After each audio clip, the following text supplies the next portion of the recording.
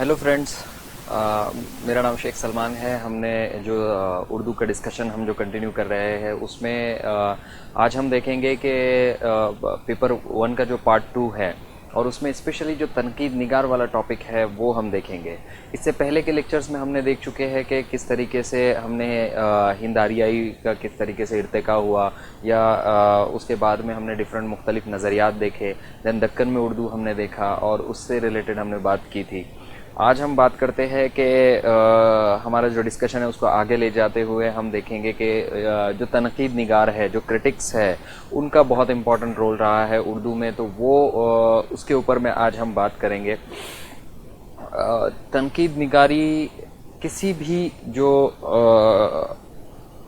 Literature होता है या जो लैंग्वेज होती है, उसका जो अदब होता है, उसके अदब में तनकीद निगार या जो उस्ताद है उन लोगों का बहुत अहम रोल होता है। आप देखिएगा कि कभी भी हम अगर जैसे हम आंसर लिखते हैं तो हम आंसर लिखने के बाद में किसी हमारे टीचर से हम चेक कराते हैं ताकि उसमें कुछ गलती हो या कुछ हो तो उस पर वो हमको रिव्यू देते हैं।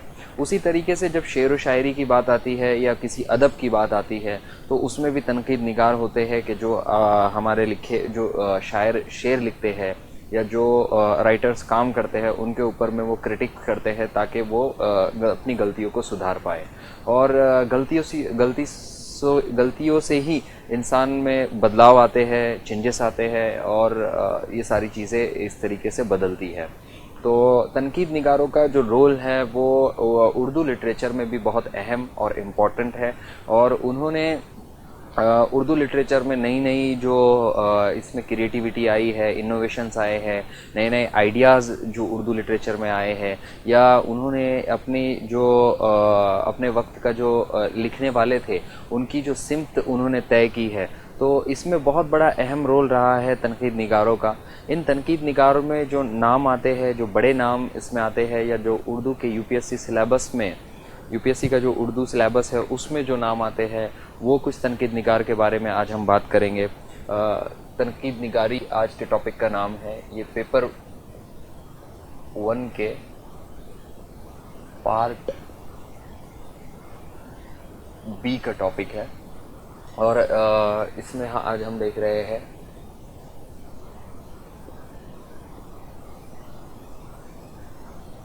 तनकीद निगारी।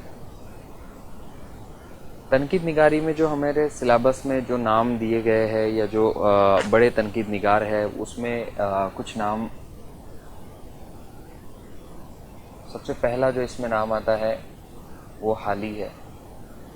उनकी तनकीद निगारी के बारे में हमें जानना है कि उन्होंने किस तरीके की तनकीद निगारी की है, उनका नज़रिया क्या था और किस वक्त में उन्होंने मतलब तनकीद निगारी की है और उनका पूरा पर्सपेक्टिव शेर व शायरी को लेकर क्या था, उस वक्त के शेर व शायरी को लेकर के क्या उनका नज़रिया था और उसी के साथ साथ में शायरों को कैसा होना चाहिए, उनके नज़रिए के इसको हम आज जानेंगे। उसके बाद में शिबली नोमानी है, इनकी तनकीद निगारी के बारे में हम बात करेंगे। उसके बाद में आल अहमद सुरूर है, उनकी तनकीद निगारी के बात करेंगे।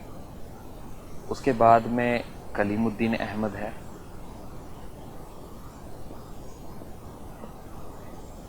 उनकी तनकीद निगारी के सिलसिले में हम बात करेंगे। और इसके अलावा आल अहमद सुरूर, शिबली, हाली, कलीमुद्दीन अहमद, इनके अलावा एहतशाम हुसैन,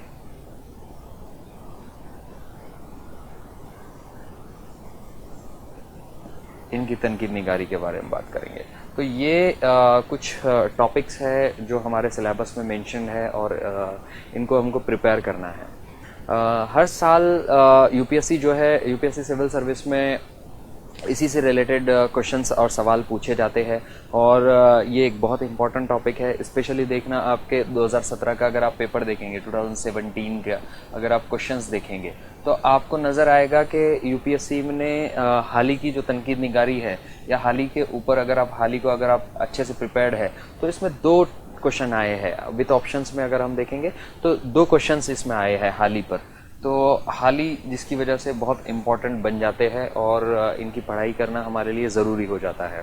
اپروکسیمیٹلی 15 سے اگر آپ دیکھیں تو ہر کوشچن اگر 10 مارک کا بھی پکڑے تو 20 مارک کے کوشچن اس پہ آ رہے ہیں, یا تو کبھی 25 مارکس کا بھی ہو جاتا ہے, کبھی 30 مارک کا بھی ایک پہ یا 2-3 کا کمبینیشن میں کسی طریقے سے پوچھ لیتا ہے. عالم السرور امپورٹنٹ ہو جاتے ہیں. کلیم الدین احمد صاحب کی جو تنقید نگاری کا جو اسٹائل ہے, جو ان کا اپنا ایک نیا انداز ہے, وہ امپورٹنٹ ہو جاتا ہے. شبلی نعمانی صاحب کی جو تنقید نگاری ہے وہ امپورٹنٹ ہو جاتی ہے. اس کے بعد میں احتشام حسین صاحب کی جو تنقید نگاری ہے, ترقی پسند تحریک یا ترقی پسند تحریک سے ریلیٹڈ انہوں نے جو اپنی تنقید نگاری کی ہے وہ امپورٹنٹ ہو جاتی ہے. تو اس طریقے سے ہم دیکھتے ہیں کہ تنقید نگاری والا جو پارٹ ہے وہ بہت اہم رول پلے کرتا ہے U P S C civil services کی پریپریشن میں. اس میں اس سال جو میں نے ایگزام لکھا تھا تو اس میں میں نے حالی سے ریلیٹڈ جو کوشچنس آئے تھے ان کو میں نے اٹیمپٹ کیا تھا, اور مور اور لیس کوشچن کے جو آنسر ہوتے ہیں اس میں کنٹینٹ تھوڑا سا سملر ہی ہوتا ہے, چیزیں ایک ہی ہوتی ہے, لیکن آپ کو کوشچن کی ڈیمانڈ کے حساب سے اس کو عملی جامہ پہنانا ہوتا ہے. آئیے ہم دیکھتے ہیں یہاں پر کہ کس طریقے سے حالی کی جو تنقید نگاری ہے ہم اس پہ روشنی ڈالتے ہیں.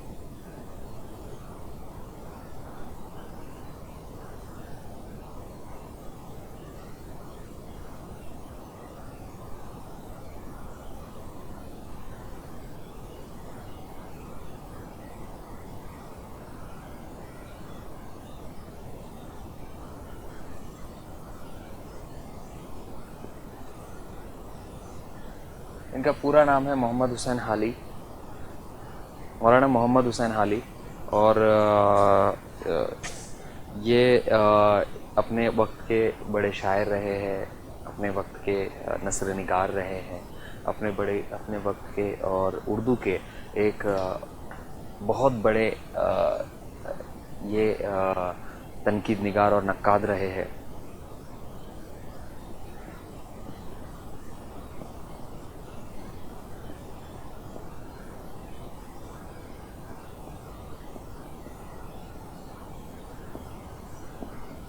تو یہ ایک ڈائنامک پرسنالٹی ہے اور ڈائیورس ایریاز میں انہوں نے کام کیا ہے. حال ہی کی جب ہم تنقید کی بات کرتے ہیں تو اس میں ان کی ایک کتاب ہے جو جب انہوں نے اپنا دیوان شائع کیا تھا تو اپنے دیوان میں انہوں نے اس کا دیوان کا جو انہوں نے مقدمہ لکھا تھا تو اس میں انہوں نے بات کی تھی کہ کس طریقے سے شعر و شاعری کی جانی چاہیے. انہوں نے مختلف اصناف پہ اپنا جو ان کا ارادہ تھا یا جس طریقے کی وہ چاہتے تھے کہ اصناف میں کام ہونا چاہیے اس پر انہوں نے اپنی رائے رکھی تھی. تو وہ جو دیباچہ انہوں نے لکھا تھا یا جو مقدمہ ان کے دیوان کا تھا وہ اتنا وسیع تھا اور اتنا بڑا تھا کہ تھوڑے دن کے بعد میں لوگوں کو لگا کہ اس کو الگ سے شائع کر دینا چاہیے تو یا اس کو الگ سے نکالنا چاہیے کیونکہ اس میں اتنی امپورٹنٹ بحث کی گئی تھی. تو حالی نے بھی وہی کیا کہ اس کے بعد میں اس کو کیا کہ ایک الگ سے اس کو بک فارمیٹ میں انہوں نے شائع کر دیا. اب جب بک فارمیٹ میں اس کو شائع کیا تو اس کے 2 حصے اس میں تھے. مقدمہ شعر و شاعری کے نام سے وہ کتاب انہوں نے شائع کی الگ سے اپنے دیوان سے اس کو نکال کر, اور اس میں 2 پارٹ تھے.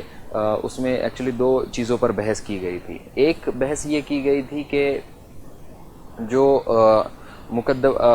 جو شعر و شاعری ہوتی ہے وہ کیسی ہونی چاہیے اور اس میں کیا کیا چیزیں آنی چاہیے. یہ ایک چیز پر انہوں نے بحث کی تھی, یا اسے ہم اس طریقے سے کہہ سکتے ہیں کہ شاعر کے لیے کن خصوصیات کا ہونا ضروری ہے. تو سب سے پہلے اس چیز پر انہوں نے بحث کی.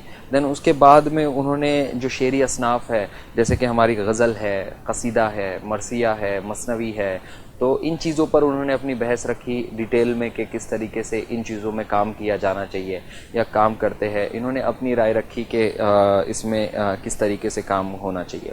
اگر ہم حالی کی زندگی پر نظر ڈالیں تو یہ ایک انہوں نے بہت سی اسلام سے ریلیٹڈ انہوں نے بہت ساری خدمات انجام دی ہے، اور انہوں نے بہت ساری کتابیں وغیرہ بھی لکھی ہے. اور اگر ہم علم کے یا ادب کے دائرے میں اگر ان کو دیکھیں تو وہ ادب برائے مقصد یا ادب برائے زندگی کے قائل تھے. ان کا جو کہنا تھا یا ان کی جو سوچ تھی کہ ادب جو ہے وہ مقصد کے لیے استعمال کیا جائے، ادب برائے مقصد کے قائل تھے.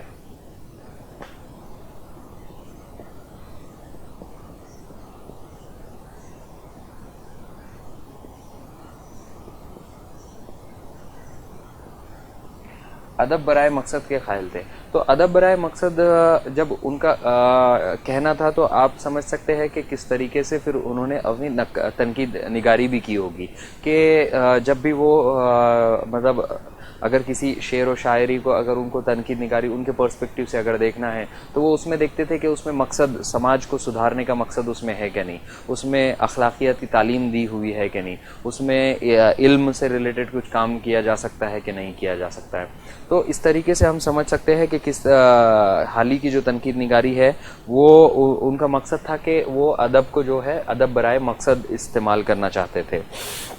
انہوں نے ان کا کہنا تھا کہ جو وہ تین چیزوں کو جو ہے تو شاعر کے لیے شاعر میں جو خصوصیات وہ دیکھنا چاہتے تھے تو وہ تین خصوصیات کو بہت اہمیت دیتے ہیں. اور وہ تین خصوصیات ہے، سب سے پہلے وہ تخیل کو بہت اہمیت دیتے ہیں، اس کے بعد میں مطالعہ کائنات کو وہ بہت اہمیت دیتے ہیں، اور اس کے بعد میں سب سے لاسٹ بٹ بہت امپورٹنٹ جو بات ہے کہ تفوض الالفاظ.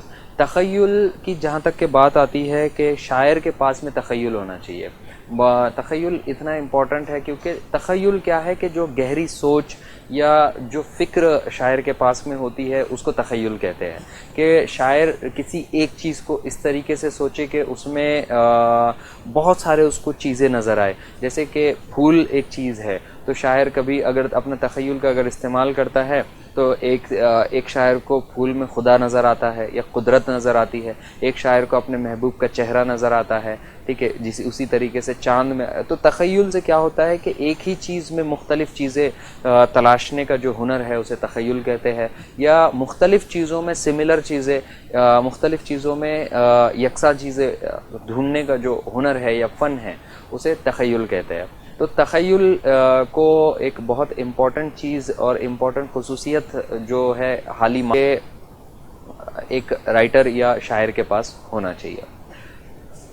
جو کولرج نام کا ایک یورپی نقاد ہے تو وہ بھی اسی نظریے کے قائل تھے کہ تخیل شاعر کے پاس میں ہونا چاہیے، اور انہوں نے بھی اسی طریقے سے جو ہے تو تخیل کی ڈیفینیشن دی ہے کہ مختلف چیزوں میں یکسانیت اور یکساں چیزوں میں اختلاف.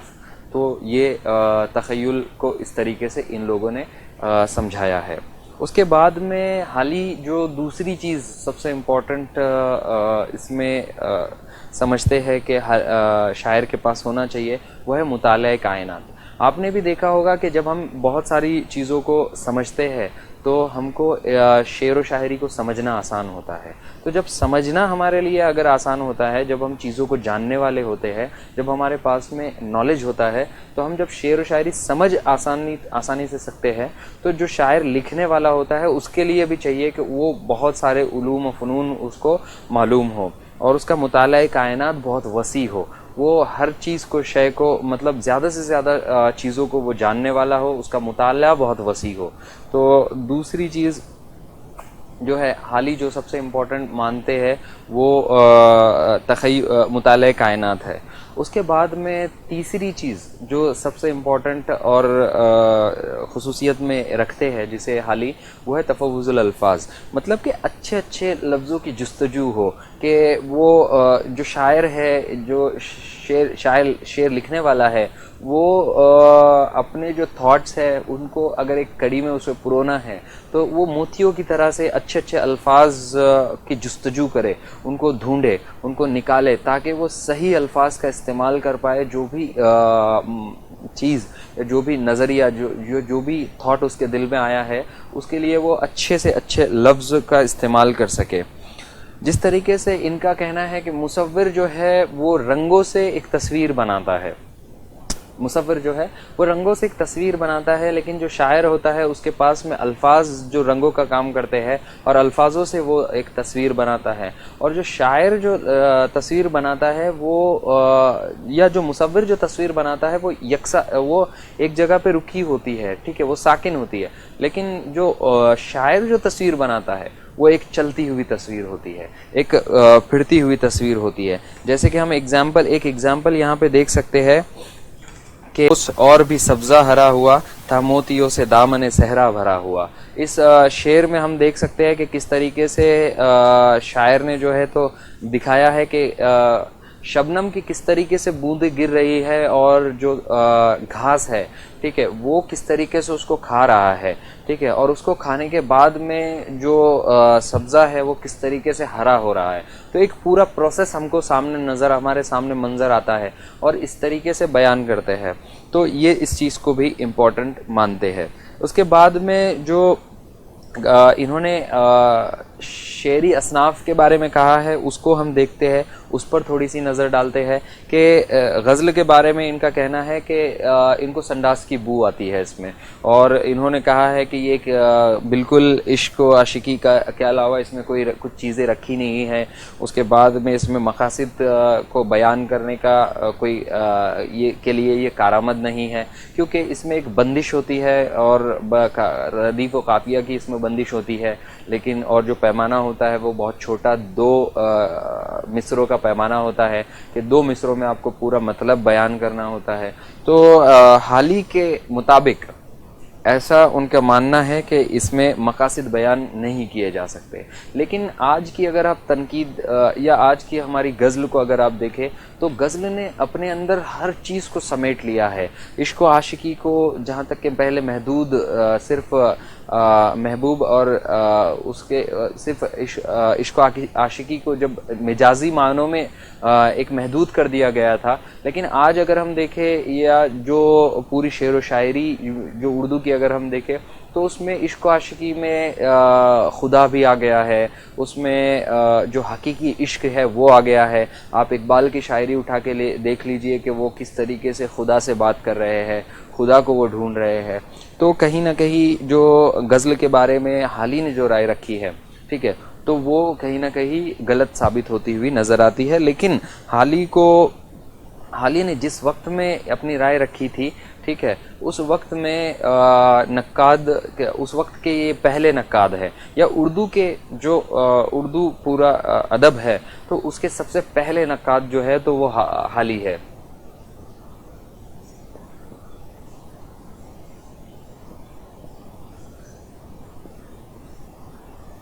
سب سے پہلے نقاد ہے. تو یہ بات میں کسی کی دو رائے نہیں ہے، بھلے ہی انہوں نے کرٹیسائز کیا ہے کچھ صنفوں کو، لیکن اس بات میں کوئی کسی کی دو رائے نہیں ہے کہ یہ پہلے نقاد ہے اور جنہوں نے اس کی بنیاد ڈالی، تنقید نگاری کی بنیاد ڈالی اردو میں، جس کی وجہ سے اردو کو بہت زیادہ فائدہ ہوا ہے. اور اس کا کریڈٹ جو ہے وہ حالی کو ضرور جاتا ہے. اردو میں بعد کے دور میں جتنے بھی انوویشنز ہوئے، کریٹیویٹی ہوئی، کیونکہ جب کرٹیسائز ہوتا ہے تو نئے نئے اس میں راستے، اور کرٹیسزم سے کیا ہے تو گروتھ ہوتی ہے، ادب کی گروتھ ہوتی ہے، انسانوں کی گروتھ ہوتی ہے. تو کرٹیسزم سے کیا ہوا ہے کہ اردو میں نئے نئے انوویشنز آئے، اس کے بعد میں خطوط لکھے گئے، پھر اس کے بعد میں آپ دیکھیے گا کہ ناولز لکھی گئی، بہت ساری چیزیں ہیں جو نئے سوانح نگاری لکھی گئی، ٹھیک ہے، انشائیے لکھے گئے، نئے نئے ایکسپریمنٹ ہوئے، آزاد غزلیں لکھی گئی، آزاد نظمیں لکھی گئی.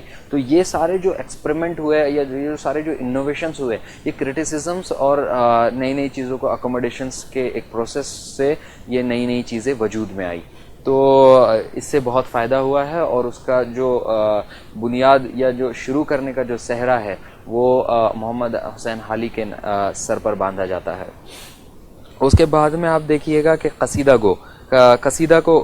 کو انہوں نے بہت کرٹیسائز کیا ہے. ان کا ماننا ہے کہ قصیدہ گو جو ہوتا ہے وہ اپنی ذاتی منافع کے لیے یا ذاتی بینیفٹ کے لیے، ٹھیک ہے، وہ کیا کرتا ہے کہ جھوٹی شان و شوکت کی تعریف کرتا ہے. ٹھیک ہے، جھوٹی شان و شوکت کی تعریف کرتا ہے جو کہ وہ اس کو ایک شاعر کے لیے نامناسب سمجھتے ہیں. تو یہ قصیدے کے ریلیٹڈ ان کی رائے ہے. مرثیہ کو لے کے ان کی رائے ہے کہ حالی مرثیے کی تعریف کرتے ہیں. ٹھیک ہے. تو حالی مرثیہ کی تعریف کرتے ہیں اور ان کا ماننا ہے کہ حالی کے مرثیے میں وہ صلاحیت ہے کہ جس سے اخلاقی تعلیم دی جا سکتی ہے اور لوگوں تک کے اپنا جو مقصدیت کا جو کنسپٹ ہے ان کا، یا جو ماننا ہے کہ ادب برائے مقصد جو ہے، اس چیز کو ہم آگے بڑھا سکتے ہیں. تو وہ اس کے اوپر وہ نظر دیتے ہیں. دین مثنوی کے فروغ کا انہوں نے مشورہ دیا ہے کہ مثنوی کا فروغ کیا جانا چاہیے. اس کے بعد میں جدید تنقید میں نامقابل مطلب یہ بہت ناقابل قبول مطلب ان کی جو کچھ رائے ہے اس کو ناقابل قبول سمجھا جاتا ہے. جس طریقے سے کہ غزل کو انہوں نے کہہ دیا کہ سنڈاس کی بو آتی ہے، قصیدہ گو کو وہ برا کہتے ہیں. دین تو ان چیزوں کو ناقابل قبول کیا جاتا ہے، لیکن ان کا ایک بہت اہم اور امپورٹنٹ مقام اردو تنقید نگاری میں ہے. آل احمد سرور نے ان کے بارے میں ایک چیز کہی تھی جو ہم آخر میں لکھیں گے کہ کس طریقے سے کیا چیز کہی تھی. آئیے ہم اس کو جو حالی کی تنقید نگاری ہے اس کو لکھ لیتے ہیں کہ کس طریقے سے یہ پورا اسٹرکچر جو ہے، کیونکہ یہ جو پوائنٹس ہم نے ڈسکس کیے ہیں یہی ایگزام میں لکھنے ہیں ہم کو، اور انہی پوائنٹس، یہی چند پوائنٹس ہے جو بار بار آپ کو ریپیٹ کرنے ہیں اگر کچھ کوشچن چینج بھی ہوتا ہے تو انہی پوائنٹس کو ہم لکھ لیتے ہیں. حالی کی کتاب کا نام ہے مقدمہ شعر و شاعری.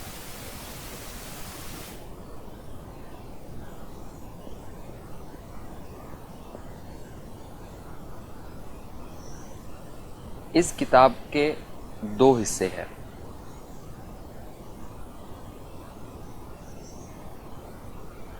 اس حصے میں، اس کے پہلے حصے میں انہوں نے بتایا کہ شاعر کے لیے کیا چیزیں ضروری ہے.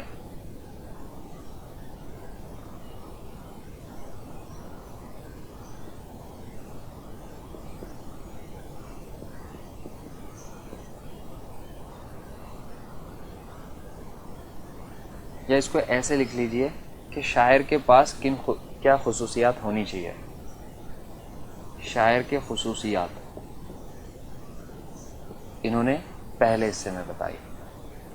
دوسرے حصے میں انہوں نے بتایا کہ جو ہماری مختلف اصناف ہے اس کے اوپر انہوں نے رائے رکھی ہے. شعری اصناف کے اوپر میں اپنی رائے رکھی ہے. اب جب شاعر کے خصوصیات کی بات ہوتی ہے تو خصوصیات میں ان کا ماننا ہے کہ یہ 3 خصوصیات شاعر کے پاس میں ہونا چاہیے. سب سے پہلا تخیل ہونا چاہیے. دوسرا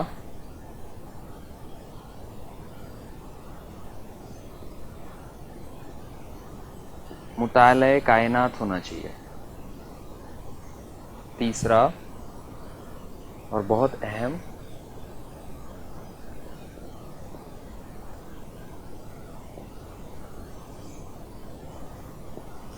تفوض الالفاظ. ٹھیک ہے، اس کا الفاظ کا سلیکشن بہت اچھے سے ہونا چاہیے. ٹھیک ہے، تو آپ اس میں لکھ دیجئے کہ اس میں تخیل میں آپ لکھ دیجئے کہ ایک ڈیفینیشن آپ لکھیے کہ یورپی نقاد کا کہنا ہے کہ یورپی نقاد کولڈرج کا کہنا ہے کہ مختلف چیزوں میں یکسانیت اور یکساں چیزوں میں اختلاف کی جو صلاحیت کسی کے پاس میں ہوتی ہے یا اس کو کھوجنے کی جو صلاحیت ہوتی ہے اس کو تخیل کہا جاتا ہے. اس کے بعد میں مطالعہ کائنات میں آپ یہ لکھیے کہ دنیا کے جو علوم و فنون ہیں اس سے شاعر کو واقف ہونا چاہیے.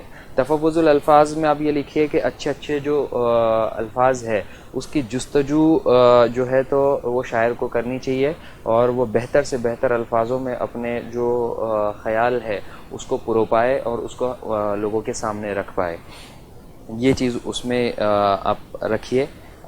اس کے علاوہ شاعر کے پاس میں اس کے علاوہ بھی کچھ چیزیں ہونی چاہیے. انہوں نے جو دی ہے وہ اس میں آتی ہے سادگی، جوش اور اصلیت. یہ تین چیزیں اور اس میں مطلب انہوں نے لکھی ہے کہ شاعر کی خصوصیات میں سب سے پہلے تخیل، مطالعہ کائنات، تفوض الالفاظ، سادگی، جوش اور اصلیت، یہ 6 کوالٹیز آپ لکھ لیجئے، ٹھیک ہے، اور یہ 6 کوالٹیز آپ کو آنسر میں بھی لکھنی ہے، ٹھیک ہے۔ اس کے بعد میں ہم آتے ہیں شعری اصناف کے بارے میں انہوں نے کیا کہا ہے۔ تو سب سے پہلا اس میں جو آئے گا وہ ہے غزل، ٹھیک ہے۔ غزل کے بارے میں انہوں نے کہا ہے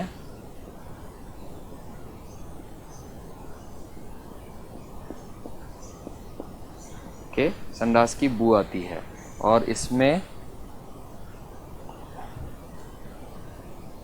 مقاصد بیان کرنے کی صلاحیت نہیں ہے،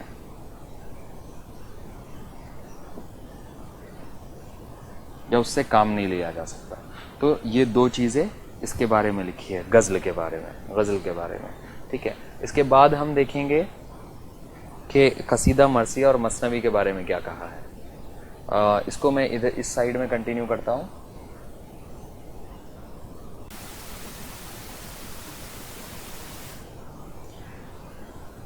سیکنڈ، اس کے نیچے آپ لکھنا کہ قصیدہ کے بارے میں کیا کہا ہے۔ قصیدہ کے بارے میں ان کا کہنا ہے کہ ذاتی غرض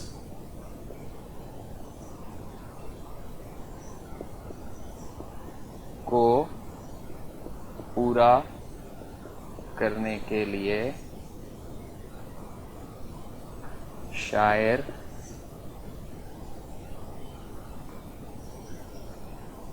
جھوٹی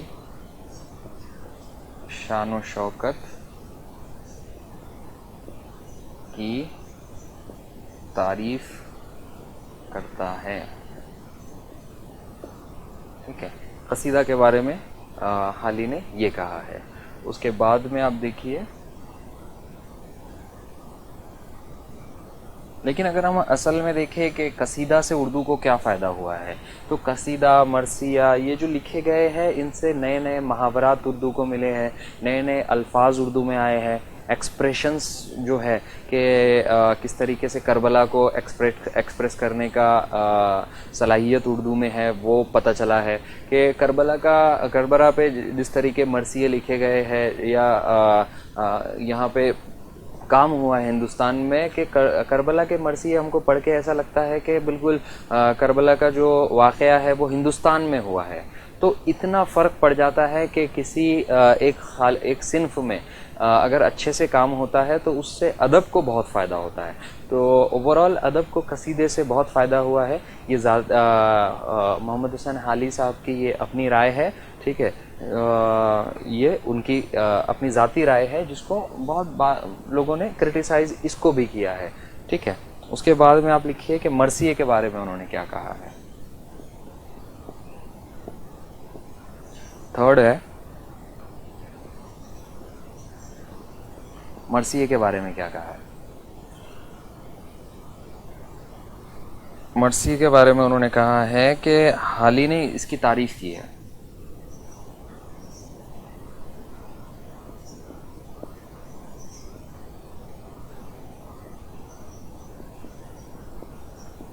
اور کہا ہے کہ اس سے اخلاقی تعلیم دی جا سکتی ہے، کیونکہ اس میں تسلسل اور ربط ہوتا ہے۔ حالی نے نظم کی بھی تعریف کی ہے،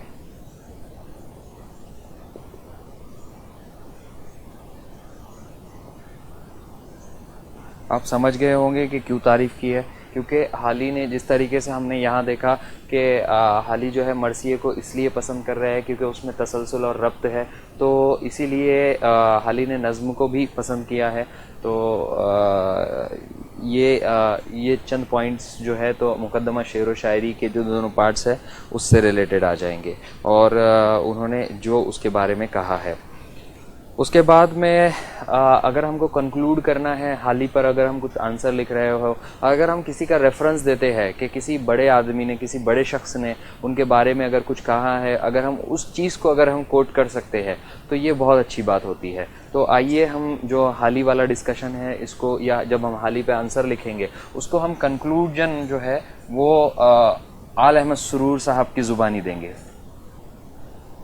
ہم کنٹیکس اس طریقے سے بنا سکتے ہیں کہ جدید تنقیدی نگاری میں بہت سارے ان کے جو خیالات ہیں وہ ناقابل قبول مانے جاتے ہیں، لیکن آل احمد سرور صاحب نے کہا ہے، آل احمد سرور کا قول ہے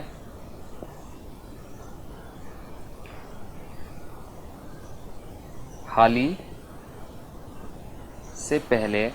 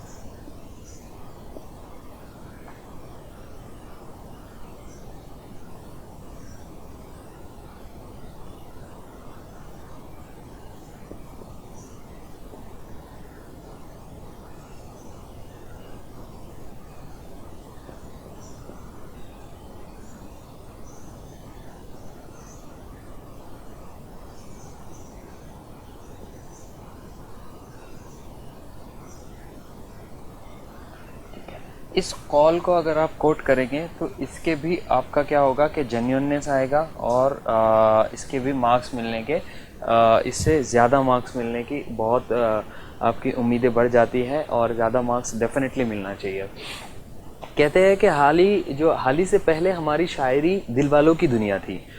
کتنا اچھا قول ہے کہ حالی سے پہلے ہماری شاعری دل والوں کی دنیا تھی. حالی نے مقدمہ شعر و شاعری کے ذریعے اسے ذہن دیا. 20ویں صدی کی تنقید حالی کی اسی ذہن قیادت کے سہارے چل رہی ہے، کہ جو ہماری 20ویں صدی یا 21ویں صدی کی جو ہماری تنقید ابھی بھی چل رہی ہے، ٹھیک ہے، وہ حالی کی قیادت کا جو ہے تو وہ حاصل ہے، یا انہی نے جو راستہ دکھایا ہے، انہوں نے جو شروعات کی تھی، یا انہوں نے جو اپنے ایفرٹ لگائے تھے، آج اس کا یہ پھل ہے کہ اردو کو اتنا زیادہ بینیفٹ ہوا ہے کہ اردو کو ایک سمت ملی ہے، اس راستے پہ چلے ہیں لوگ. ٹھیک ہے، تو اس طریقے سے یہ ہو گیا حالی جو ہمارے ایک تنقید نگار ہے ان کے بارے میں ہم نے دیکھ لیا. اس کوٹ کو آپ لکھ لیجئے گا.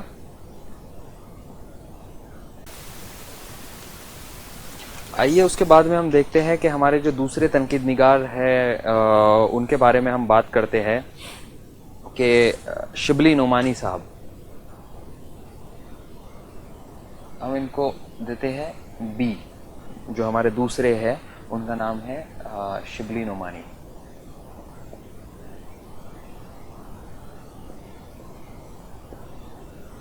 ان کی تنقید نگاری کے بارے میں ہم بات کرتے ہیں. شبلی کی تنقید نگاری، یا یہ ہیڈنگ دے دیجیے آپ کہ شبلی کی تنقید نگاری. شبلی کی تنقید نگاری.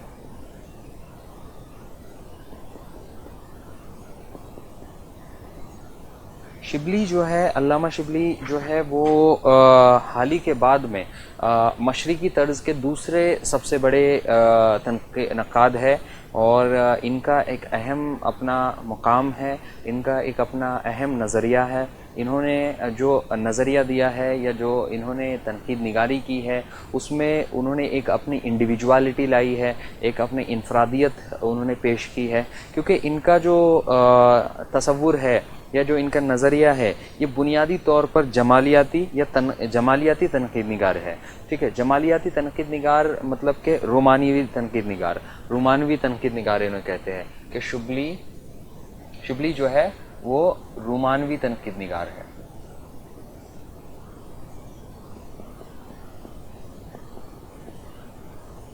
ٹھیک ہے, تو اس کے بارے میں ہم دیکھیں گے کہ انہوں نے کیا کیا ہے کہ مقصدیت کے برعکس جہاں پہ حالی جو ہے وہ حالی کی جو مقصدیت تھی کہ وہ چاہتے تھے کہ جو ہماری شعر و شاعری ہو وہ جو ہے تو مقصدیت کے لیے استعمال ہو, لیکن اس کے برعکس جو ہے تو شبلی کا ماننا تھا کہ جو اردو کی شعر و شاعری ہے وہ مسرت اور بصیرت کے لیے استعمال ہو, یا ادب برائے آپ کہیں گے کہ مسرت یا بصیرت کے لیے وہ استعمال ہو. ان کی کچھ کتابیں انہوں نے لکھی ہے, ان کا نام ہے شعر العجم, موازنہ انیس و دبیر, ٹھیک ہے, اور اس کے بعد میں مقالات شبلی. یہ ان کی کچھ کتابیں ہیں جس میں انہوں نے اپنے جو خیالات ہیں ان کو ڈیٹیل میں انہوں نے لکھا ہے. آپ جب بھی آنسر لکھیے گا کہ تو ان کا نام ضرور مینشن کیجئے گا, کیونکہ ان کے نام سے اٹس لائک اے کی پوائنٹ بولتے ہیں نا جو ورڈز میں جو آپ کے آنسر میں آنے چاہیے, تو یہ کی پوائنٹ ہے کہ ان کی کتابوں کے نام آپ مینشن کیجئے. ٹھیک ہے, اس کے بعد میں شاعری جو ہے اس میں دو حصے ہوتے ہیں. ایک ان کا کہنا ہے کہ شاعری کے لیے دو چیزیں بہت امپورٹنٹ ہوتی ہے, ایک ہے محاکات اور دوسرا تخیل. تو آئیے ہم دیکھتے ہیں کہ محاکات اور تخیل کیا ہے. محاکات انہوں نے جو کہا ہے کہ جو چیزیں یا حالات ہوتے ہیں شاعر کو چاہیے کہ ان کو وہ اس طریقے سے ان کا تصور کرے, اس طریقے سے وہ اس کو امیجن کرے, اس طریقے سے وہ اس کو پریزنٹ کرے کہ سننے والے کو اور یا پڑھنے والے کے سامنے ایک چلتی پھرتی تصویر بن جائے. جس طریقے سے ہم نے پہلے بھی دیکھا کہ جو مصور ہوتا ہے, جو تصویر بنانے والا ہوتا ہے وہ رنگوں سے تصویر بناتا ہے, لیکن یہاں پہ جو شاعر ہوتا ہے وہ احساسات کی تصویر بناتا ہے, وہ جذبات کی تصویر بناتا ہے, وہ اس کے دل پر جو رنج و غم گزر رہے ہیں, اس کے دل پر جو خوشی کے حالات گزر رہے ہیں, اس کے دل کے اوپر جو پیار اور اس کی وجہ سے جتنے بھی اس کے حالات گزر رہے ہیں وہ ان کی تصویر بناتا ہے. تو وہ تصویر جو ہے وہ شاعر بناتا ہے, اور اسی کو وہ محاکات نگاری کہتے ہیں, یا اسی کو پیکر تراشی کہتے ہیں, اسی کو تصویر نگاری کہتے ہیں, اسی کو انہوں نے بہت امپورٹنس دیا ہے. جس طریقے سے ہم ایک شعر دیکھتے ہیں کہ میر کا ایک شعر ہے, بہت خوبصورت شعر ہے, پتا پتا بوٹا بوٹا حال ہمارا جانے ہے, جانے نہ جانے گل ہی نہ جانے باغ تو سارا جانے ہے. تو اس شعر میں آپ دیکھیے کہ کس طریقے سے پتا پتا بوٹا بوٹا حال ہمارا جانے ہے, جانے نہ جانے گل ہی نہ جانے باغ تو سارا جانے ہے. تو اس میں انہوں نے کس طریقے سے اتنی اچھی طریقے سے انہوں نے پریزنٹ کیا کہ ہمیں بالکل ایک شعر پڑھنے کے بعد میں ایک احساس ہوتا ہے کہ ایک باغ ہے, باغ میں ہر پتے کو پتہ ہے, ٹھیک ہے, پتا پتا بوٹا بوٹا اسی کے سب کو پتہ ہے, لیکن باغ کو نہیں پتہ ہے. تو ایک باغ کی ایک امیج آ جاتی ہے. اور اس کے علاوہ اور ایک ہم مثال دیکھتے ہیں کہ کھا کھا کے اوس اور بھی سبزہ ہرا ہوا, کھا کھا کے اوس مطلب کہ شبنم, کھا کھا کے اوس اور بھی سبزہ ہرا ہوا, تھا موتیوں سے دامن صحرا بھرا ہوا.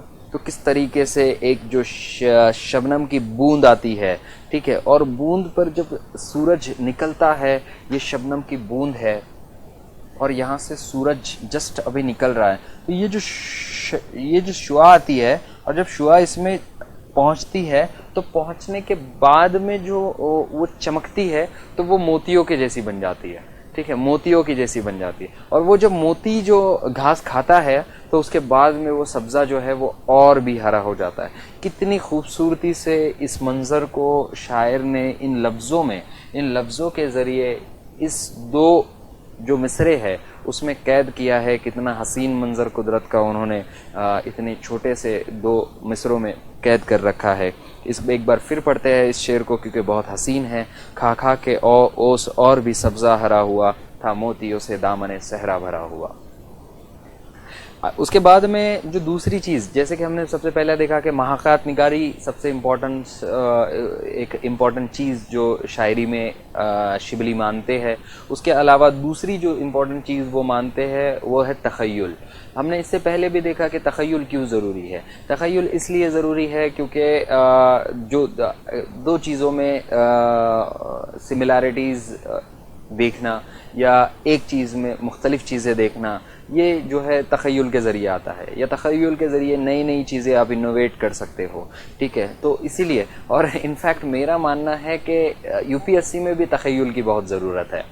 جب آپ اسپیشلی مینس کی پریپریشن کرتے ہیں تو مینس میں آپ کو تخیل بڑا کرنا ہے کہ آپ ہے نا آپ بیٹھیے، سوچیے تھوڑا سا. آپ ایک ٹاپک پہ جب آپ برین اسٹارمنگ کرو گے، آپ تخیل کرو گے، ٹھیک ہے، آپ تخیل کا استعمال کرو گے اپنے، تو آپ جب اپنے ذہن کو کھلا چھوڑیں گے تو اس کے بعد میں پوائنٹس نکل کر آئیں گے. ٹھیک ہے، اتنے پوائنٹس نکل کر آئیں گے کہ آپ کے پاس میں جگہ کم پڑ جائے گی.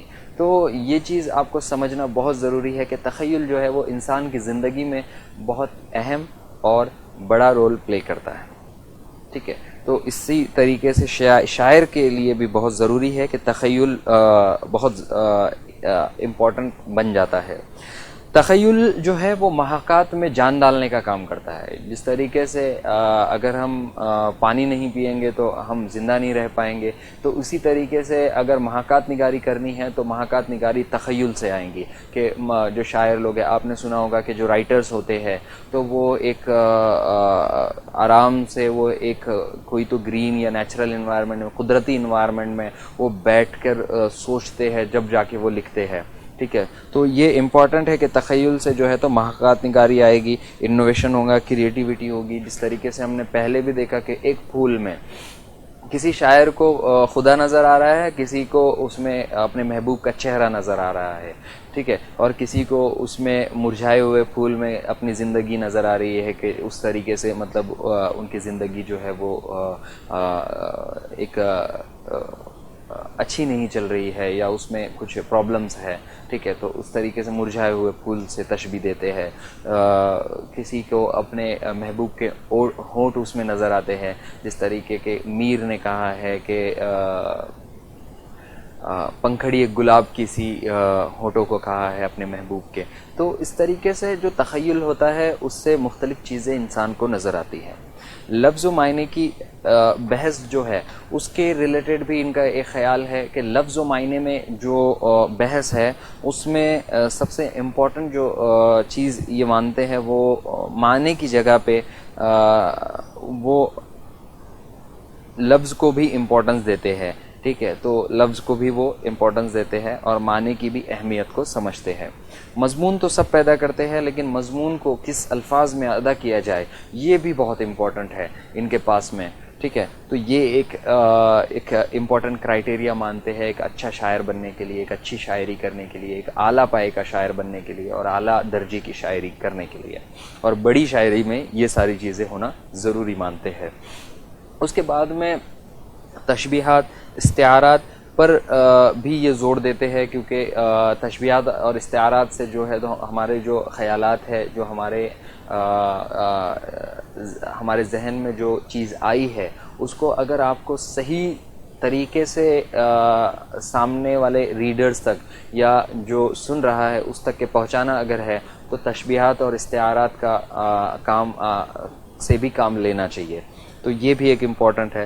اس کے بعد میں ایک چیز جو ہم نے پہلے بھی دیکھی کہ یہ مشرقی طرز کے شاعر ہے کہ انہوں نے مغربی جو تنقید نگاری تھی اور اس کے جو اصول تھے اس کے بجائے انہوں نے کیا کیا ہے کہ مشرق کے جو اصول تھے تو مشرق کے اصول کو انہوں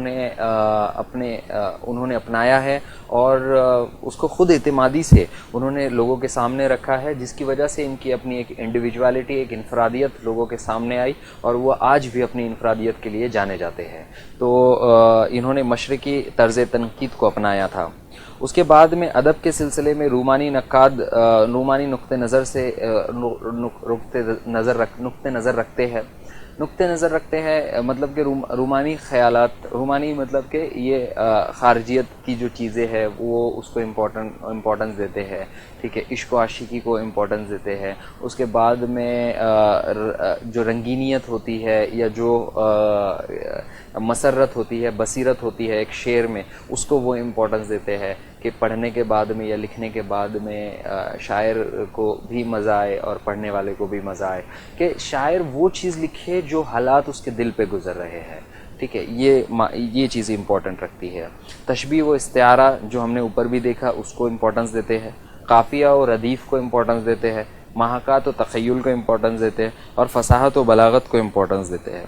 تو یہ ساری چیزیں جو ہم نے ڈسکس کی ہے، آئیے اسے لکھ لیتے ہیں کیونکہ یہ بہت امپورٹنٹ پوائنٹس ہے شبلی کی تنقید نگاری کے ریلیٹڈ. تو ایگزام میں یہی چیزوں کو آپ کو مینشن بھی کرنا ہے. ٹھیک ہے، ان کی کتابوں کے نام لکھ لیجئے.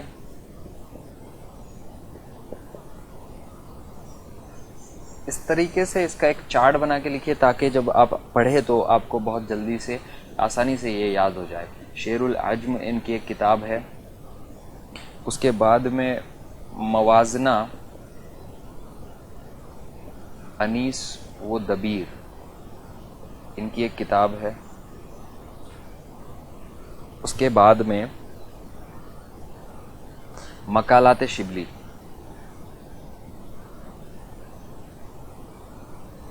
ان کی ایک کتاب ہے. آپ اس کا ایک، یہ تین چیزیں ہیں تو اس کو ایک ایسے ٹرائنگل بنا کر بھی دکھا سکتے ہیں کہ یہ ایک کتاب ہے، یہ ایک کتاب ہے اور یہ ایک کتاب ہے. اور انفیکٹ آپ جب آنسر لکھیں گے تب بھی آپ ایسے کر سکتے ہو، کوئی اس میں مطلب جھجکنے کی بات نہیں ہے. اس کے علاوہ آپ دیکھیے کہ ان کے جو شاعری کے لیے انہوں نے دو چیزیں امپورٹنس بتائی ہے، وہ ہے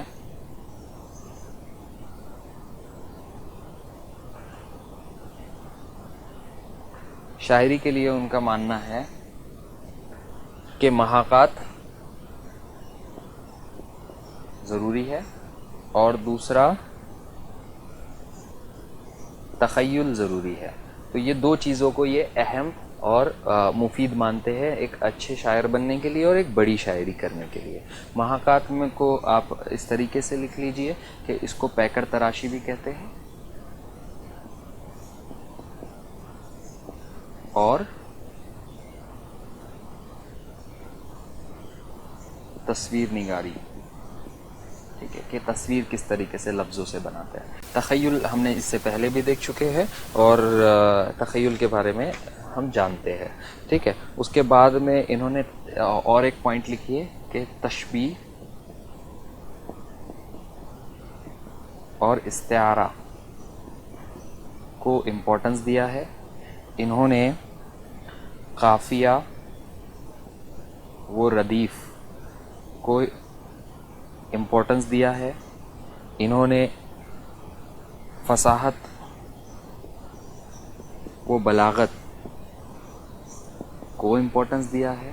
ٹھیک ہے، اس طریقے سے انہوں نے اور ایک امپورٹنٹ پوائنٹ لکھی ہے کہ انہوں نے مغرب کی بجائے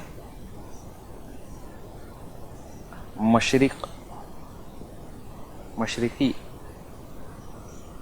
تنقیدی اصولوں کو اپنایا ہے.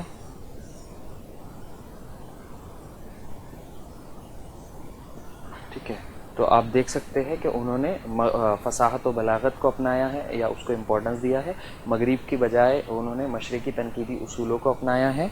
ٹھیک ہے، اور اس کے بعد میں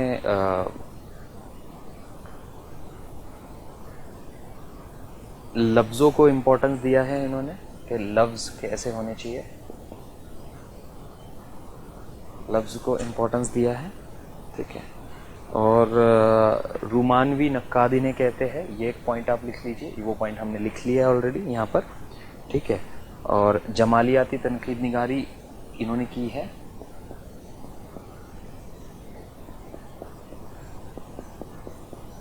یہ ایک پوائنٹ ایڈ کر لیجئے. ٹھیک ہے، مواد سے زیادہ اسلوب پہ دھیان دیتے ہیں، یہ ایک پوائنٹ ایڈ کر لیجئے.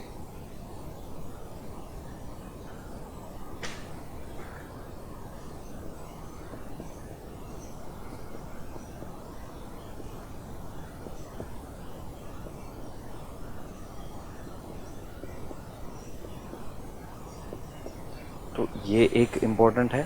اس کے بعد ہم دیکھتے ہیں کہ شبلی کی تنقید نگاری، ہم نے ساری اس کے ایریاز دیکھ لیے، کس طریقے سے ان کی سوچ ہے، کس طریقے سے ان کے مطلب وہ شاعری میں کیا چیزیں دیکھنا چاہتے ہیں، ٹھیک ہے، شاعر کے لیے کیا ضروری سمجھتے ہیں، ٹھیک ہے. تو ان ساری چیزوں کو دیکھ لیا، ان کی کتابوں کے نام دیکھ لیے. تو اس طریقے سے آپ دیکھیے تو اوورآل ہمیں ایک بات سمجھ میں آتی ہے کہ شبلی نعمانی جو ہے وہ ایک رومانوی طرز و فکر کے جو ہے تو نقاد ہے، جو جمالیاتی تنقید نگاری کو اپنایا ہے جنہوں نے، اور جمالیاتی تنقید نگاری میں ان کا ایک اہم مقام ہے. اور انہوں نے ان کو ایسا کہا جائے تو کوئی دو رائے نہیں کہ یہ پہلے رومانوی نقاد ہے، اردو کے پہلے رومانوی نقاد ہے. تو اس لیے یہ بہت اہم اور امپورٹنٹ بن جاتے ہیں. اور ان کا جو لاسٹ ایک چیز ہے وہ یہ کہ یہ مشرقی طرز فکر کے حال ہی کے بعد میں دوسرے بڑے نقاد ہیں، ٹھیک ہے. تو اس کے بعد میں ہم ہمارے جو تیسرے نقاد ہیں ان کی طرف آتے ہیں، آل احمد سرور صاحب.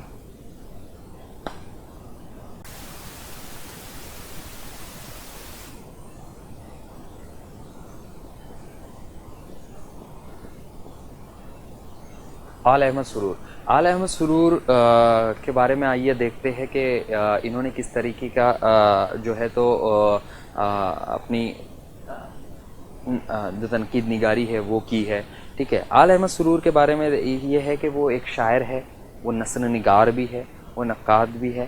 وہ ایک ایسے اہل قلم انسان ہیں جو ایک حساس دل رکھتے تھے اور حساس ذہن رکھتے تھے، جنہوں نے سوسائٹی کے جو پرابلمز ہے یا جو بھی اس میں چیزیں چلتی ہے اس کو بھی ساتھ میں ساتھ دیکھا ہے، اور اس کو بھی انہوں نے اپنی تنقید نگاری میں اس کو امپورٹنس دیا ہے. اور امپورٹنس دینے کے ساتھ میں ساتھ انہوں نے ایک انصاف کا جو انصاف کرنے کا جو رسپانسبلٹی تنقید نگار کے پاس میں ہوتی ہے اس کو کہیں نہ کہیں انہوں نے اپہولڈ کیا ہے کہ جو تنقید نگار ہوتا ہے اس کو اپنی تنقید نگاری میں اعتدال و توازن برقرار رکھنا چاہیے، ٹھیک ہے، اور انصاف کرنا چاہیے کہ اس کے پاس میں اگر کوئی چیز آتی ہے جس کو وہ کرٹیسائز کر رہا ہے تو اس کو یہ دیکھنا چاہیے کہ یہ چیز میں جو ہے تو خوبیاں اور خامیاں کیا کیا ہے، اس میں اچھائیاں اور برائیاں کیا کیا ہے، اس کے پازیٹیوز اینڈ نگیٹیوز کیا کیا ہیں. اینڈ اس کے بعد میں اس کو یہ ڈکلیئر کرنا چاہیے کہ دودھ کا دودھ اور پانی کا پانی کر دینا چاہیے. اس کو اس میں اپنا کچھ ایڈ نہیں کرنا چاہیے کہ مقصدیت آپ کیجئے یا آپ ادب برائے ادب کام کیجئے، ٹھیک ہے. اس کو صرف یہ دیکھنا چاہیے کہ یہ جو لکھا گیا ہے یہ صحیح لکھا گیا ہے، غلط لکھا گیا ہے. تو اس ٹائپ میں ان کی تنقید نگاری تھی. ادب کو ادب کی کسوٹی پہ یہ پرکھتے تھے. ان کا جو یہ تو اعتدال و توازن پرسنالٹی تھی، توازن برقرار رکھتے تھے. اس کے بعد میں سیکنڈ پوائنٹ ان کے بارے میں آپ لکھنا کہ ادب کو ادب کی کسوٹی پر پرکھتے تھے.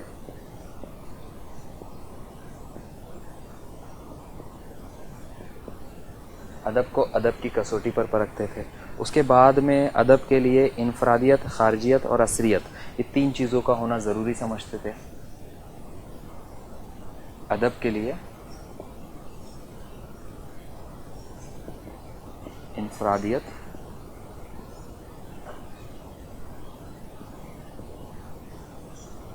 خارجیت اور عصریت. آپ نے بھی دیکھا ہوگا کہ کس طریقے سے جو ہے تو مختلف شاعر ہے، ٹھیک ہے، ان میں الگ الگ انفرادیت پائی جاتی ہے. اقبال کے پاس آپ دیکھیے گا تو ایک الگ نظریہ ہے، ٹھیک ہے، ایک الگ ان کا سٹائل ہے اپنا لکھنے کا. اور اگر آپ غالب کے پاس جائیے گا تو غالب کے پاس میں ایک الگ سٹائل ہے. اگر آپ فیض احمد فیض کے پاس جائیے تو ان کے پاس میں ان کا ایک اپنا سٹائل ہے. تو انفرادیت ان کے پاس پائی جاتی ہے. اس کے ساتھ ساتھ میں خارجیت اور عصریت کا ہونا بھی یہ ضروری سمجھتے ہیں. آل احمد سرور صاحب جو ہے انہوں نے جو پڑھائی کی، انہوں نے جو مطالعہ کیا تھا، انہوں نے انگریزی اور اردو دونوں کا مطالعہ کیا تھا. وقت کے دونوں کے تنقید نگاری کا انہوں نے مطالعہ کیا تھا، اس لیے مغرب و مشرق دونوں اصولوں کو یہ جانتے تھے اور انہوں نے مطلب دونوں سے فیض یاب کیا ہے، اور اپنے اسی لیے انہوں نے اعتدال و توازن سے کام بھی لیا ہے۔ اس کے بعد میں ان کی کچھ کتابیں ہیں جو مشہور ہے بہت، ان میں نام آتا ہے تنقید کیا ہے، ادب اور نظریے، نئے اور پرانے چراغ، تنقیدی اشارے، نظر اور نظریے، مسرت سے بصیرت تک۔ ٹھیک ہے، یہ کچھ ان کی کتابوں کے نام ہیں۔ جب بھی آپ آنسر لکھیے گا تو ان میں کے نام آپ مینشن کیجئے گا تو آپ کے آنسر کو آتھینٹسٹی آئے گی اور اس پہ زیادہ سے زیادہ مارکس آپ لے سکتے ہیں۔ کسی خاص دبستان سے یہ واقف نہیں تھے، انہوں نے جیسے کہ ہم نے پہلے بھی دیکھا کہ ادب کو ادب کی کسوٹی پہ پرکھ رہے ہیں، اعتدال و توازن ہے، تو یہ نہ تو ترقی پسند ہے، نہ ہی تو سر سید احمد تحریک کے یہ اس کو وہ اس کی ایڈوکیسی کرتے تھے، ایسا کچھ بھی نہیں تھا، لیکن یہ سب کے تھے، ترقی پسند بھی تھے، جدیدیت پسند بھی تھے، جمالیت پسند بھی تھے، سائنٹیفک اصولوں کو بھی مانتے تھے، اصولیابی تنقید کے بھی عناصر ہے۔ تو ان کے پاس میں یہ سائنٹیفک جو انہوں نے ریشنل میتھڈ اپنایا ہے، اس کی وجہ سے یہ سب کے ہے اور سب کے نہیں ہے۔ ٹھیک ہے، تو بالکل اسی طرح کی ان کی پرسنالٹی ہے، اور اس کے بعد میں ان کے پاس میں اخلاق اور جمالیات کے ساتھ سیاسی بصیرت کا بھی ہونا ضروری مانا جاتا ہے۔ اس کے بعد میں نقاد کو چاہیے کہ وہ اگر اس کے پاس میں کوئی شاعر یا کوئی کلام آ رہا ہے تو وہ بھلے ہی اس پرسن کو پسند کرے یا نہ کرے، لیکن یا اس کلام کو پسند کرے یا نہ کرے، لیکن وہ اپنی خوبیوں اور خامیوں کو الگ الگ کر دے، اس کے بعد میں انصاف کرے۔ اس کے بعد میں یہ ان کا جو اسلوب ہے کہ اعلی احمد سرور صاحب کا جو اسلوب ہے، اگر ہم اس پہ غور کرتے ہیں تو ہم کو پتہ چلتا ہے کہ ان کے اسلوب میں جو ہے تو اشارے و کنائے ہیں۔ ٹھیک ہے، وہ اشارے اور کنایوں میں بات کرتے ہیں، ٹھیک ہے، کہ صاف صاف نہیں کہہ دیتے، کیونکہ سامنے والا جو شاعر ہے، جو جس نے بھی کلام لکھا ہے، اس کو برا لگ جائے گا، تو وہ اشاروں و کنایوں میں بات کو سمجھانا چاہتے ہیں، جو کہ ایک ان کی خوبی بھی ہے اور خامی بھی ہے۔ خوبی اس لیے ہے کہ سامنے والے کو برا نہیں لگتا، اور وہ اپنی بات کو اگر ایک حساس اور سیلف کانشیسنس اس کے پاس میں ہے تو وہ خود ہی سمجھ جائے گا۔ اگر وہ خامی اس لیے ہے کہ کبھی کبھی لوگ نہیں سمجھ پاتے، یا دقت ہوتی ہے کہ اشاروں کنایوں سے وہ مطلب تک نہیں پہنچ پاتے، یا اس میں الگ الگ مطلب لینے کا اس میں سمبھاونا ہوتی ہے، تو اس طریقے کی وہ خوبی بھی ہے اور خامی بھی ہے۔ ان کا جو اسلوب ہے، ان کا جو لکھنے کا انداز ہے وہ بہت دل نشین ہے، اور اس میں سادگی پائی جاتی ہے، اس میں رعنائی پائی جاتی ہے، اس میں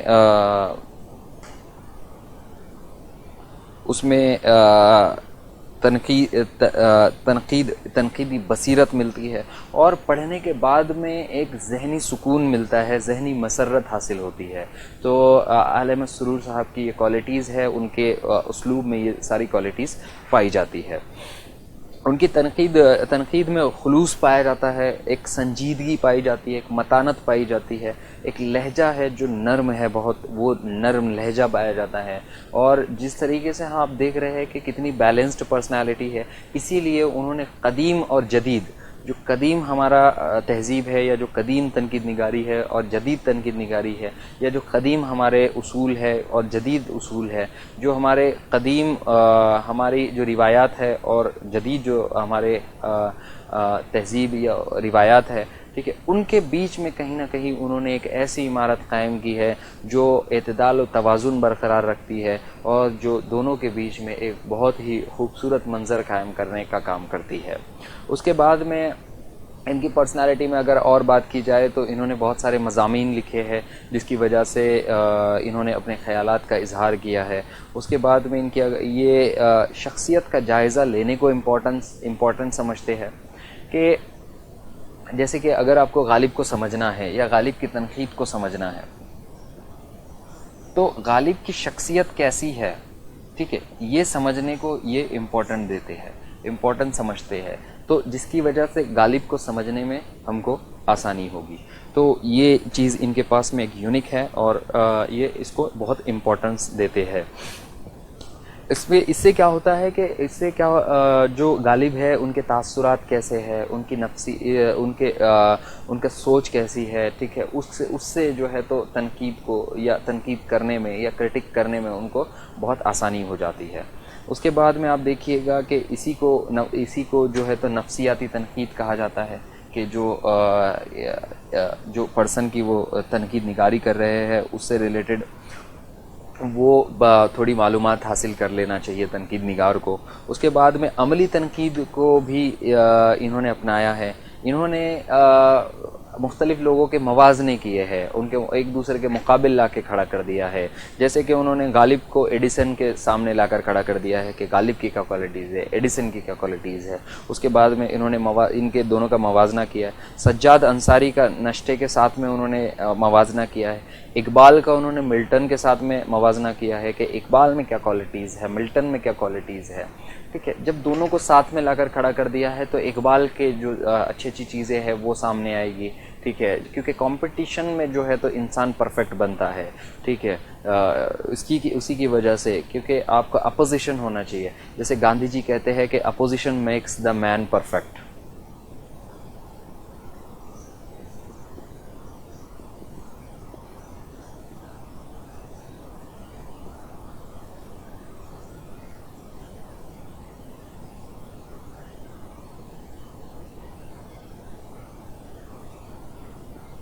ٹھیک ہے، تو آپ دیکھ سکتے ہیں کہ یہاں پر بھی وہی ہے، اپوزیشن تو نہیں ہے لیکن ایک دوسرے کے موازنے سے انسان کے سمجھ میں آتا ہے کہ کون سی چیز اچھی ہے، ٹھیک ہے۔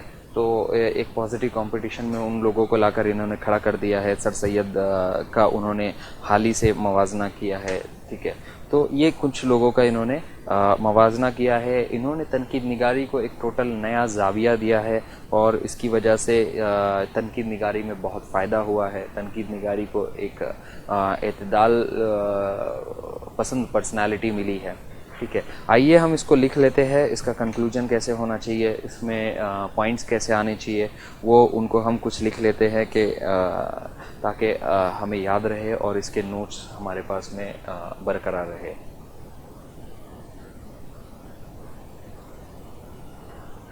یہ آپ لکھ لیا کہ ادب، یہ 3 پوائنٹس آپ نے لکھ لیا کہ اس کو ہم پوائنٹس میں کر دیتے ہیں، 1 2 3، کہ ادب میں انفرادیت ہونی چاہیے، خارجیت ہونی چاہیے، عصریت ہونی چاہیے، ٹھیک ہے۔ اب ہم 4تھ پوائنٹ لکھتے ہیں۔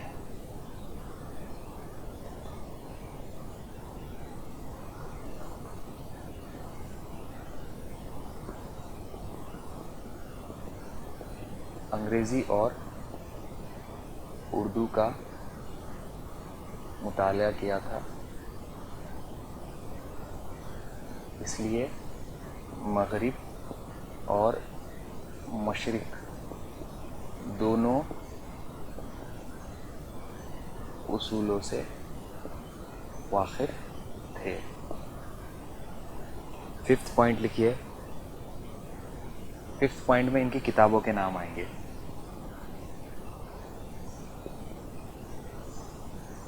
اب کتابوں کے نام لکھیے آپ۔ تنقید کیا ہے؟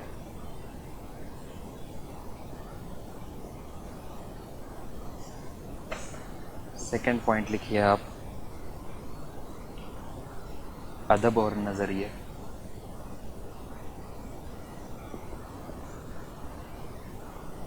تھرڈ پوائنٹ لکھیے آپ، نئے اور پرانے چراغ۔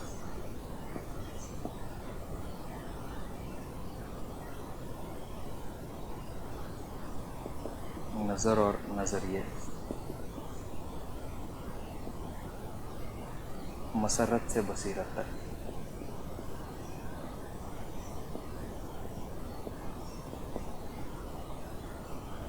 اور ایک ہے تنقیدی اشارے۔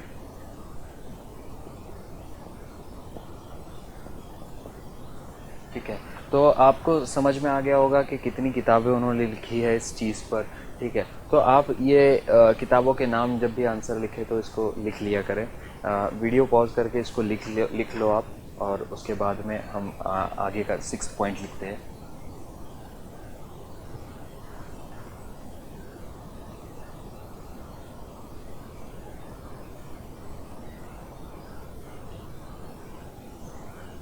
6 پوائنٹ آئے گا اس میں کہ کسی دبستان سے واقف نہیں ہے.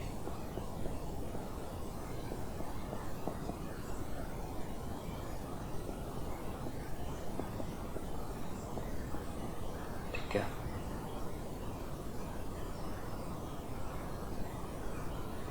انہوں نے سائنٹیفک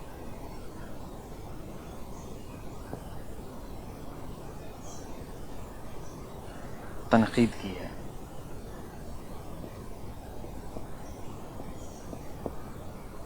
اس کے بعد میں 7 پوائنٹ لکھیے کہ نقاد کو چاہیے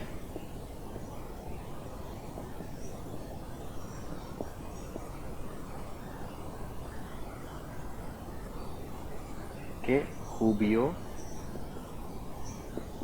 اور خامیوں کو سامنے رکھے اور دودھ کا دودھ اور پانی کا پانی کر دے.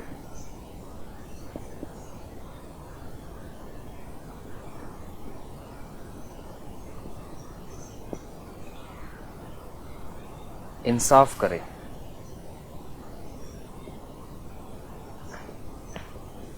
یہ پوائنٹس بہت امپورٹنٹ ہے. ان کے اسلوب کے بارے میں آئیے بات کرتے ہیں, یا 7th 8th پوائنٹ ہم لکھتے ہیں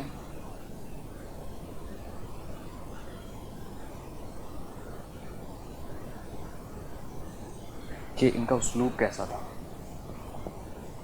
اسلوب کے بارے میں جب آپ لکھیے گا تو دل نشی, سادگی, اور نوٹس میکنگ اسی طریقے کا ہوتا ہے. یہ بھی ایک بہت بار سوال آتا ہے. تو نوٹس میکنگ آپ کو جب کرنا ہے تو شارٹ نوٹس بس اسی طریقے سے بنانے ہیں آپ کو کہ تنقیدی بصیرت ہے ان کے اسلوب میں. اس کے بعد میں ان کے اسلوب کو پڑھ کے ذہنی مسرت ملتی ہے. ٹھیک ہے, رعنائی پائی جاتی ہے ان کے اس میں. ٹھیک ہے, تو یہ ان کا اسلوب ہو گیا. 8 پوائنٹس ہم نے اس میں لکھ لیا ہے. ٹھیک ہے, اور اب آ جائیے اس میں اور کچھ پوائنٹس ہے وہ لکھ لیتے ہیں, دین آل احمد سرور کور ہو جائے گا.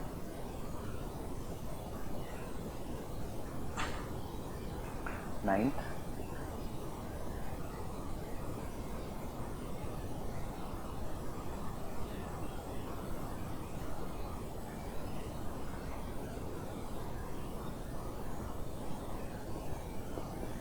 قدیم اور جدید کے بیچ توازن کیا ہے. ٹھیک ہے, دین 10واں پوائنٹ آ جائے گا 10th, شخصیت کا جائزہ لیتے ہیں.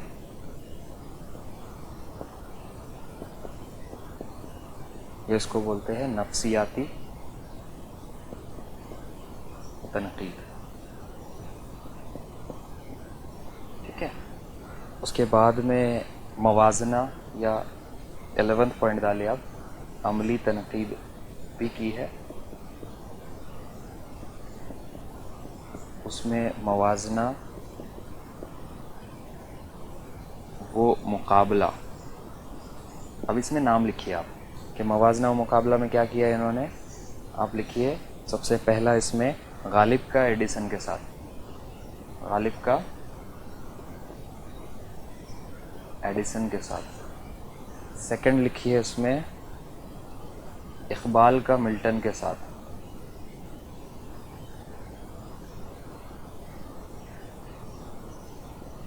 ٹھیک ہے, تھرڈ لکھیے اس میں سر سید کا حالی کے ساتھ.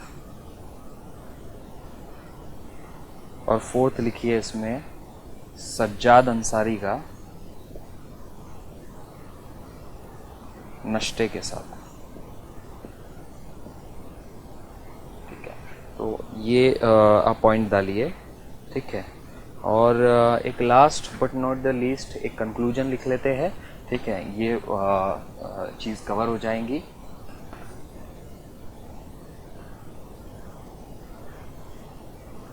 کنکلوژن میں یہ ایک پوائنٹ لکھنا ہے ہم کو کہ ان کا کہنا ہے کہ ادب جو ہے سیاسی، مذہبی، اخلاقی وغیرہ ساری چیزوں سے